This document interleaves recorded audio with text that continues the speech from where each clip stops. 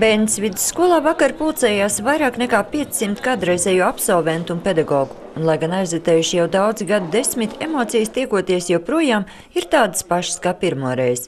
Ierados pēc 11 gadiem, bet tas ir tāda sajūta kā uz 1. septembri, 1. klasē.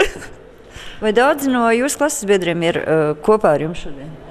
Pagaidām laikam visi nav sabraukuši, bet kāda daļa jau būs. Esmu satikusi 4.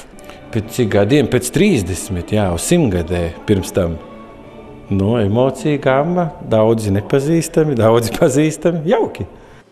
Cik kādreizējo audzēkņu 130 gadus ilgajā skolas vēsturē ir kļuvuši par skolotājiem, precīzi pateikt grūti, bet tādu ir ļoti daudz.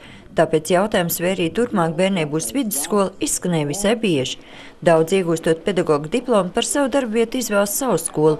Tādējādi apmēram pusi no pašreizējiem skolas pedagogiem ir arī šīs skolas absolventi.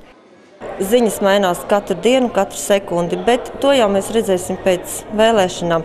Bet katrā ziņā stresot nav par ko, jo ir bijuši grūtāki laiki, kad es iesāku strādāt. Algas nebija ne par matu tiesu lielākas, kā šobrīd apstiprina uz nākošo gadu, un izdzīvot var visi. Un tas ir, es uzskatu, ka skolotājs strādā nevis naudas dēļ, tas ir no sirds. Tā ir viņa sūtība kalpot. Arī tagadējais skolas direktors ir šīs skolas absolvents un par pedagogu kļuvis 90. gadu krīzes laikā. Tagad viņu uzdevums nosargāt vidusskolu, un tas nav viegls.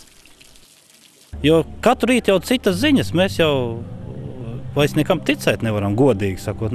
Ko pasaku vienu vakarā to, otrā rītā un ir citas ziņas.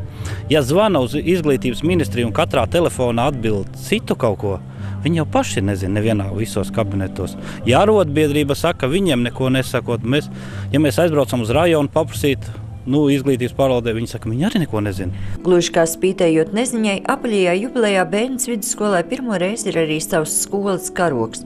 Tajā izmantotas zilā un dzeltenā krāsa, kas simbolizē skolas atrašanos Eiropas Savienībā, un aplis, kas nozīmē bezgalību.